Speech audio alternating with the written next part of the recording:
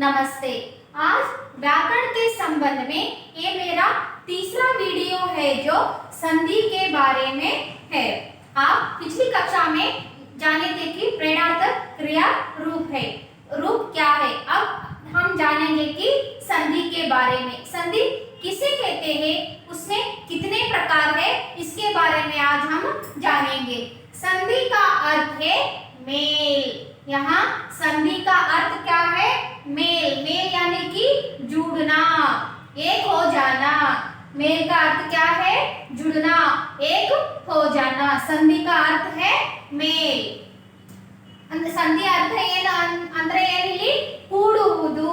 ಎರಡು ಅಕ್ಷರಗಳಾಗ್ಲಿ ಎರಡು ವರ್ಣಗಳಾಗ್ಲಿ ಕೂಡುವುದಕ್ಕೆ ನಾವು ಏನಂತ ಕರಿತೀವಿ ಕನ್ನಡದಲ್ಲಿ?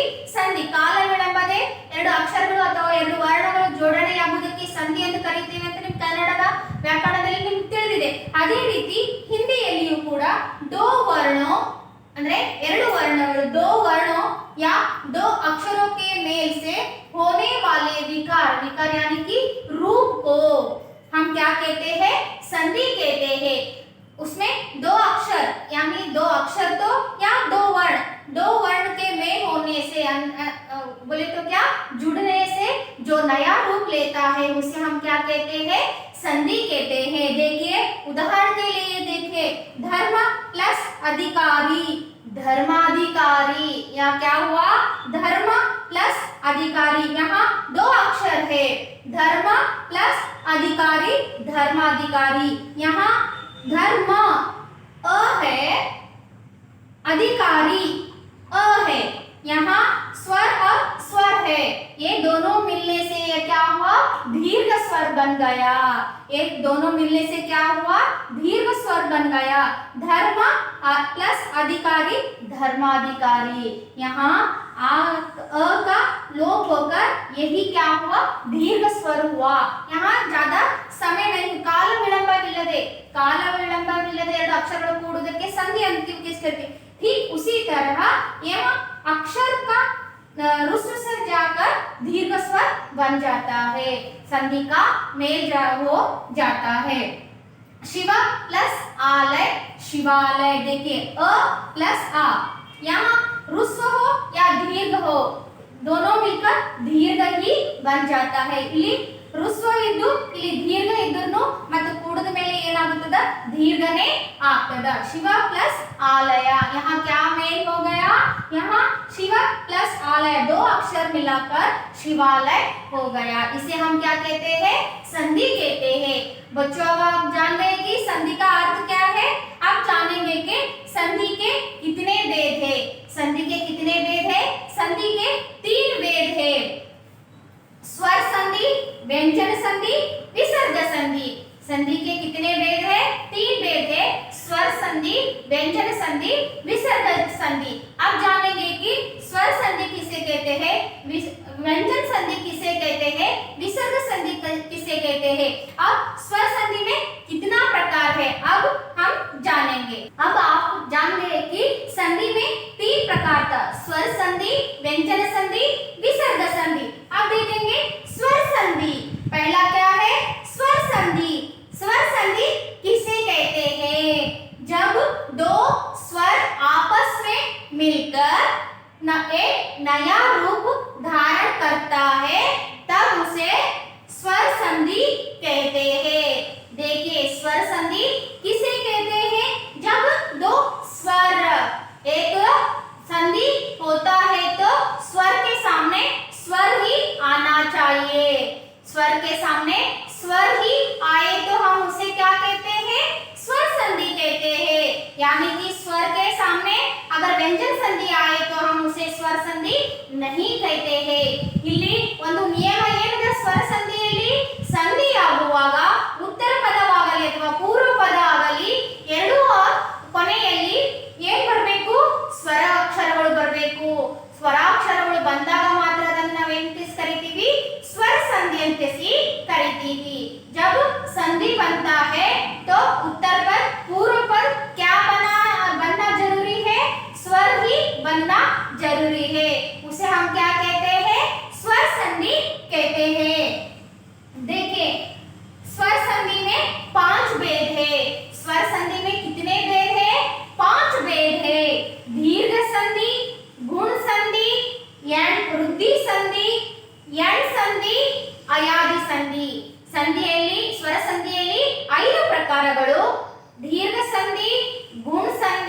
यण संधि, रुद्धि संधि, आयागी संधि। अब जानेंगे कि दीर्घ संधि किसे कहते हैं, उसका उदाहरण क्या है, अब जानेंगे। अब जान गए कि स्वर संधि किसे कहते हैं। स्वर संधि में कितने प्रकार था, 5 प्रकार था। अब जानेंगे कि दीर्घ संधि किसे कहते हैं। दो स्वर मिलकर दीर्घ हो जाते हैं यदि अ, आ, ई, उ, आ, रू के बाद वे ही, ध्यान दीजिए, वे ही रुस्व स्वर आए तो हम उसे क्या कहते हैं, दीर्घ संधि कहते हैं। दीर्घ संधि बनने के लिए उत्तर पद और पूर्व पद स्वर ही रहना चाहिए। वो स्वर कैसा रहना चाहिए, स्वर्ण यानी कि सम स्वर्ण, वही स्वर रहना चाहिए। जो अक्षर पूर्व पद में, जो वर्ण पूर्व पद में आता है, वही उत्तर पद में भी वही वर्ण रहना चाहिए। वैसा आए तो हम उसे क्या कहते हैं, दीर्घ संधि कहते हैं। दीर्ಘ ಸಂಧಿ ಅಂತಂದ್ರೆ ಏನು, ಎರಡು ಸಮಾನ ವರ್ಣಗಳು ಅಂದ್ರೆ ಉತ್ತರ ಪದ ಮತ್ತು ಪೂರ್ವ ಪದದಲ್ಲಿ ಸಮಾನವಾಗಿ ನೋಡ್ರಿ ಅ ಆ ಅಂದ್ರೆ ಇಲ್ಲಿ ಉತ್ತರ ಪದ ಮತ್ತು ಪೂರ್ವ ಪದ ಸಮಾನ ಸ್ವರಗಳು ಇರಬೇಕು। ಆ ರೀತಿ ಇದ್ದಾಗ ಮಾತ್ರ ಅದನ್ನು ನಾವು ಏನಕ್ಕೆ ಕರಿತೀವಿ, ದೀರ್ಘ ಸಂಧಿ। दो स्वर मिलकर अ, आ, ई, उ, और रू के बाद, ध्यान दीजिए, अ, आ, ई, उ, रू के बाद वही स्वर आए तो, बाद में वही स्वर आए तो, रुस्व आए तो वो क्या बन जाता है, दीर्घ बन जाता है। वह बाद में रुस्व या दीर्घ आए तो दीर्घ ही बन जाता है। उसे हम क्या कहते हैं, स्वर संधि कहते हैं। देखिए उदाहरण, समान प्लस अधिकारी, समान अधिकारी। यहाँ देखिए पूर्व पद में भी अ है, उत्तर पद में भी अ है। यहाँ समान स्वर है, यहाँ अ, यहाँ ई नहीं है।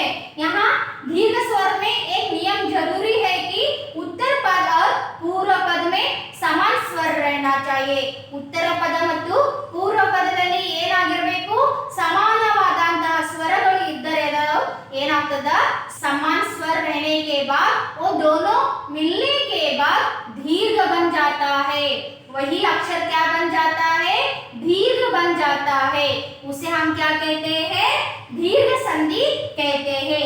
समान प्लस अधिकारी, समानाधिकारी, समान अ, यहाँ अधिकारी अ, ये दोनों में होने से क्या हुआ, अ दीर्घ बन गया, आ बन गया।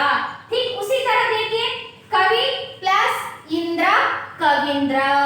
यहाँ पूर्व पद भी ई है, उत्तर पद भी ई है। यहाँ पूर्व वर्ण भी ई है, उत्तर पद भी ई है। ये दोनों मिलकर क्या बन गया, दीर्घ बन गया। इसे हम क्या कहते हैं, दीर्घ संधि कहते हैं। कविंद्र। अब लघु, लघु ठीक उसी तरह देखिए कि लघु प्लस उत्तर, यहाँ पूर्व पद में भी उ है, उत्तर पद में भी उ है। ये दोनों के मेल हो जाने से दीर्घ उ बन जाता है। इसे हम क्या कहते हैं, लघुत्तर कहते हैं। संधि कार्य ನಡೆಯುವಾಗ उत्तर पद पूर्व पद, उत्तर पद ಋಸ್ವವಾಗಿ, यहाँ उत्तर और पूर्व पद ऋस्व रहे तो वो मेल होने के बाद दीर्घ हो जाता है। इसे हम क्या कहते हैं, दीर्घ संधि कहते हैं। आप जानेंगे कि गुण संधि किसे कहते हैं, उसका उदाहरण के बारे में आप हम जानेंगे। अब जानेंगे कि गुण संधि किसे कहते हैं। यदि अ या आ के बाद ई या ई, उ या उ, रू आए तो दोनों मिलकर क्रमशः ए, ओ और अर बन जाता है। देखिए गुण संधि का अर्थ है, यदि पूर्व पद में अ, आ ऋस्व स्वर हो या दीर्घ स्वर हो, उसके उत्तर पद में उसके सामने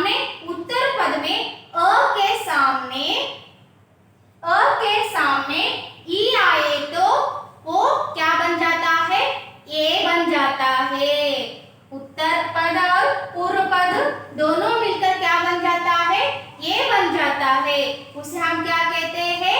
गुण संधि कहते हैं। समझ में आ गया आपको? देखिए गज प्लस इंद्र गजेंद्र।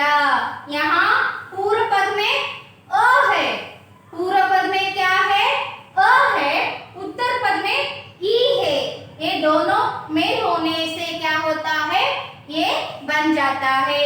आपको अगर आपको कोई दुविधा हुआ तो मैं अब आपको ठीक से समझाती हूँ। देखिए गुण संधि का यहाँ नियम है कि ह्रस्व स्वर पूर्व पद अ, उत्तर पद ई, वो ई दीर्घ स्वर या ह्रस्व स्वर कोई भी स्वर आए तो वो क्या बन जाता है? ये बन जाता है। देखिए आ यहाँ क्या है? दीर्घ स्वर है, ई भी क्या है? दीर्घ स्वर है। ये दोनों मेल होने से क्या बन जाता है? ये बन जाता है। ಇಲ್ಲಿ ಒಂದು ಗುಣ ಸಂಧಿಯಲ್ಲಿ ನಿಯಮ ಇದೆ, ಏನಿದೆ?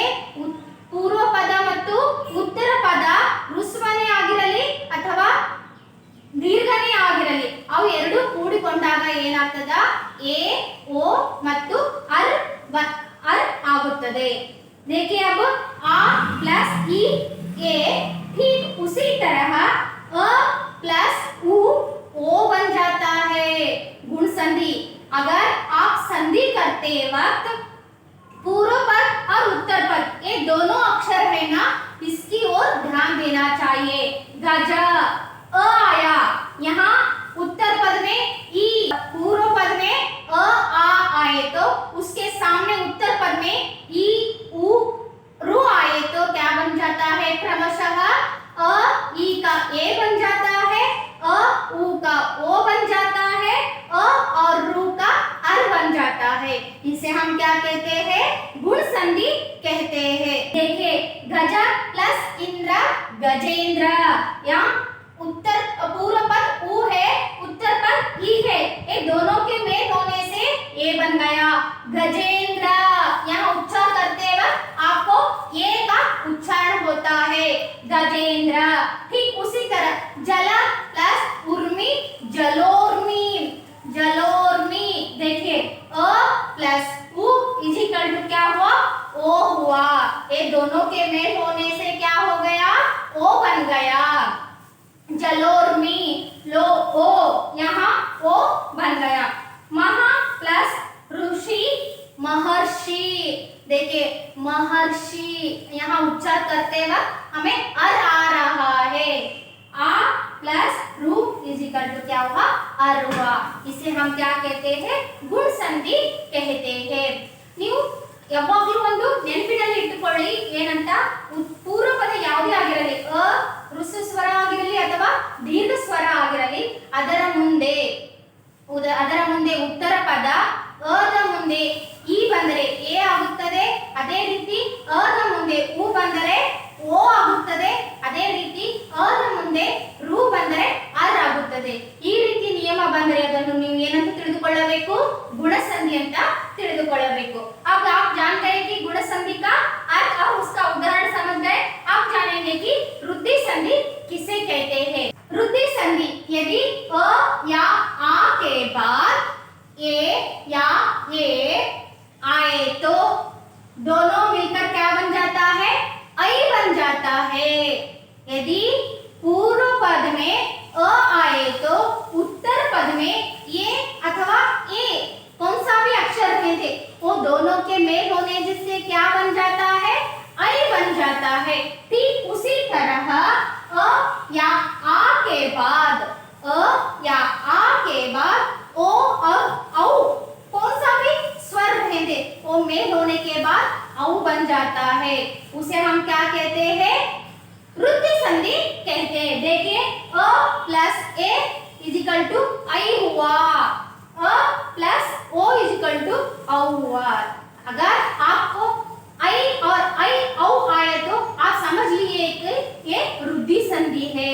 संधि होने के बाद अगर ऐ और औ आए तो आप समझ लीजिए कि ये वृद्धि संधि है। देखिए एक प्लस एक, यहाँ देखिए ध्यान से देखिए, एक प्लस एक, पूर्व पद में क्या है? अ है, उत्तर पद में क्या है? ये है। ये दोनों के मेल होने से क्या बन गया? ऐ बन गया। इसे हम क्या कहते हैं? रुद्धि संधि कहते हैं। ठीक उसी तरह सदा प्लस एव सदैव, यहाँ ऋस्व था, यहाँ दीर्घ है, दीर्घ रहने या ऋस्व रहे, दोनों को कौन सा भी स्वर रहे तो वो मेल होने के बाद क्या बन जाता है? ऐ बन जाता है। देखिए ठीक उसी तरह वन प्लस औषध, वनौषध, यहाँ पूर्व पद में अ आया, उत्तर पद में औ आया, ये दोनों के मेल होने से औ ही बन जाता है। इसे हम क्या कहते हैं? ವೃದ್ಧಿ ಸಂಧಿ कहते हैं। ನಿಮ್ಮ ತಲೆಯಲ್ಲಿ ಯಾವಾಗಲೂ ಇಟ್ಟುಕೊಳ್ಳಿ ಏನಂತ, ಐ ಮತ್ತು ಔ ಬಂತಂದರೆ ಸಂಧಿ ಕಾರ್ಯ ನಡೆಯುವಾಗ ಅ ಮತ್ತು ಎ ನ ಸ್ಥಾನದಲ್ಲಿ ಐ, ಅ ಮತ್ತು ಓ ನ ಸ್ಥಾನದಲ್ಲಿ ಔ ಬಂತಂದ್ರೆ ಅದು ಯಾವ ಸಂಧಿ ಆಗಿರ್ತದ? ವೃದ್ಧಿ ಸಂಧಿ ಆಗಿರ್ತದ। अब आप वृद्धि संधि के बारे में जान गए, चलिए अब हम चौथा संधि यण संधि के बारे में अब जानेंगे कि यण संधि किसे कहते हैं। यदि ई ई उ उ और रू के बाद, ध्यान से देखिए, यदि ई ई उ उ और रू के बाद कोई भिन्न स्वर, यानी कि कोई भी स्वर में से 11 स्वरों में से कोई भी वो सामने आए तो ई ई का य, उ का व और रू का र हो जाता है। उसे हम क्या कहते हैं? यण संधि कहते हैं। उसे क्या कहते हैं? यण संधि कहते हैं। देखिए अति प्लस अधिक, अत्यधिक, यहाँ पूर्व पद में क्या है? ई है, यहाँ उत्तर पद में क्या है? अ है, ये दोनों के मेल होने से क्या बन गया? य बन गया। अगर पूर्व पद में ई आए तो उत्तर पद में कौन सा भी स्वर आए तो वो दोनों के मेल होने से क्या बन जाता है? य बन जाता है। ठीक उसी तरह सु, यहाँ क्या है? उ है। आगत, यहाँ क्या है? आ है। क्या हुआ? व हुआ। क्या हुआ? व हुआ। सु स्वागत, देखिए स्वागत, व का उच्चारण हो रहा है स्वागत, सु स्वागत। ठीक उसी तरह पितृ प्लस उपदेश, पितृपदेश, यहाँ देखिए रू, रू के बाद उ, कौन सा भी अ से औ तक कौन सा भी स्वर आए तो वो क्या बन जाता है? र बन जाता है। ಎಡ ಸಂಧಿದ ಒಂದು ನಿಯಮ ಏನಂತಂದ್ರೆ ಪೂರ್ವ ಪದದಲ್ಲಿ ಇ ಈ ಉ ಉ ರು, ಇದು ನಿಯಮದ ಪೂರ್ವ ಪದದಲ್ಲಿ ಯಾವ ಸ್ವರಗಳು ಇರಬೇಕು? ಇ ಈ ಉ ಉ ರು ಇದ್ದಾಗ ಉತ್ತರ ಪದದಲ್ಲಿ ಸ್ವರಗಳಲ್ಲಿ ಯಾವುದೇ ಸ್ವರಗಳು ಇರಲಿ, ಉತ್ತರ ಪದದಲ್ಲಿ ಯಾವುದೇ ಇರಲಿ, ಅ ಹಿಡಿದು ಔ ತನಕ ಯಾವೇ ಸ್ವರಗಳು ಇದ್ರೂ ಏನಾಗ್ತದ? ಈ ಅದು ಯ ಏ ಆಗ್ತದ, ಉ ಅ ಇತ್ತಂದ್ರೆ ವ ಆಗ್ತದ, ರು अ इतने र बन जाता है। इसे हम क्या कहते हैं? यण संधि कहते हैं। अब आप जानिए कि यण संधि किसे कहते हैं? अब जान गए, अब देखेंगे अयादि संधि। अब जानेंगे कि अयादि संधि किसे कहते हैं। यदि ए और ओ के बाद कोई भिन्न स्वर आए तो ए का आई और ओ का औ बन जाता है। उसे हम क्या कहते हैं? अयादि संधि कहते हैं। पूर्व पद में क्या रहना चाहिए? ये रहना चाहिए, और उत्तर पद में कौन सा भी स्वर रहेंगे? भिन्न स्वर, अ से औ तक कौन सा भी स्वर रहे तो अगर ये के सामने अ आए तो क्या बन जाता है? ऐ बन जाता है। और देखिए पूर्व पद में ओ, पूर्व पद में यहाँ नियम जरूरी है कि ए ओ और ए और ओ रहे तो वहां क्या बन जाता है? ए का ऐ बन जाता है, ओ का औ बन जाता है। उसे हम क्या कहते हैं? अयादि संधि कहते हैं। संधि कार्य ನಡೆಯುವಾಗ ಪೂರ್ವ ಪದದಲ್ಲಿ ಎ ಇದ್ದು ಉತ್ತರ ಪದದಲ್ಲಿ ಅ ಸ್ವರ ಇದ್ದರೆ ಆ ಎರಡು ಸಂಧಿಗಳು ಕೂಡುವಾಗ ಏನಾಗ್ತದ ಐ ಆಗ್ತದ. ಅದನ್ನೇ ನಾವೇನು ಕೇಸ್ ಕರಿತೀವಿ ಅಯಾದಿ ಸಂಧಿ. ಇಲ್ಲಿ ನೋಡಿ ಪೂರ್ವ ಪದ ಉ ಇದೆ, ಓ ಇದೆ, ಉತ್ತರ ಪದ ಏನದ ಅ ಅದ. ಇವೆರಡು ಕೂಡಿದಾಗ ಏನಾಯ್ತು ಅವು. देखिए चे प्लस अन चयन, हम संधि के मेल होने के बाद उच्चारण क्या आता है चयन. देखिए ए प्लस अ संधि, जब संधि होता है ए और अ के स्थान पर क्या आता है बोली थी मैं आई आता है, इसलिए इसे हम क्या कहते हैं अयादी संधि कहते हैं. ओ और अ के स्थान पर औ आ जाता है. देखिए वो प्लस अन्न भवन, वो प्लस अन भवन, वो ओ प्लस अ के स्थान पर औ आ जाता है.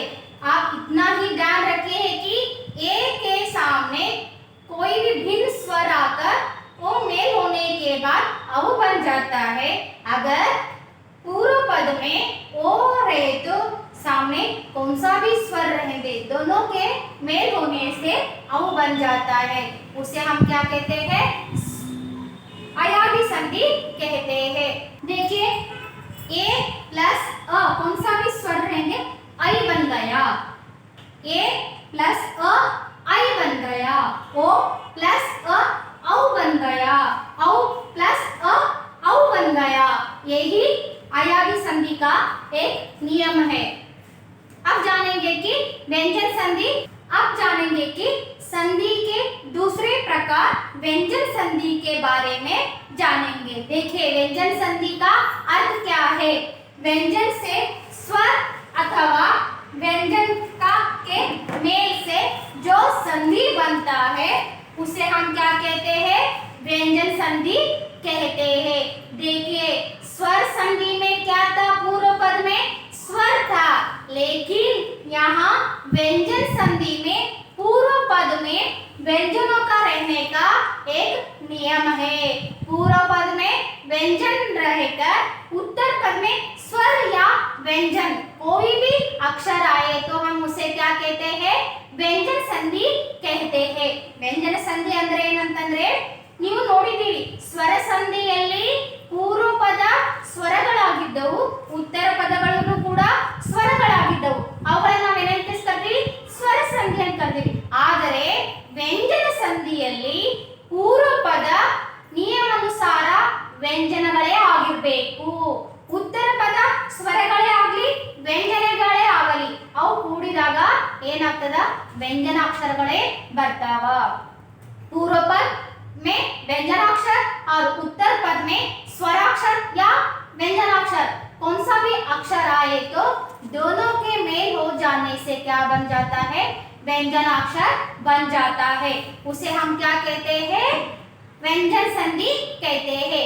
देखिए मैं वर्गीय व्यंजन में आपको कहा था कि क च त त प ये अल्प प्राण है और उस वही वर्गीय व्यंजन के तीसरे अक्षर ग ज ड द ब ये भी अल्प प्राण है. वही क च त त प के आगमन क्या बन जाता है ग ज ड द ब बन जाता है. यदि पूर्व पद में क त च कौन सा भी व्यंजन आए तो उसके स्थान पर संधि होते यानी कि मेल होने के समय उसका तीसरा अक्षर आए तो हम उसे क्या कहते हैं व्यंजन संधि कहते हैं. देखिए दिक प्लस गजा दिग्गज, दिक प्लस गजा दिग्गज. देखिए यहाँ पूर्व पद में कौन सा व्यंजन है क व्यंजन है. उत्तर पद में कौन सा है मैं बोली थी आपको, उत्तर पद में स्वर या व्यंजन कौन सा भी अक्षर रहे थे वो दोनों मिलकर क्या बन जाता है व्यंजन बन जाता है. एक क के स्थान पर वर्गीय व्यंजन का जो तीसरा ग का वर्ग है क के स्थान पर ग आ जाता है दिग्गज. देखिए अब सत ठीक उसी तरह देखिए सत प्लस वाणी यानी कि पूर्व पद में त आता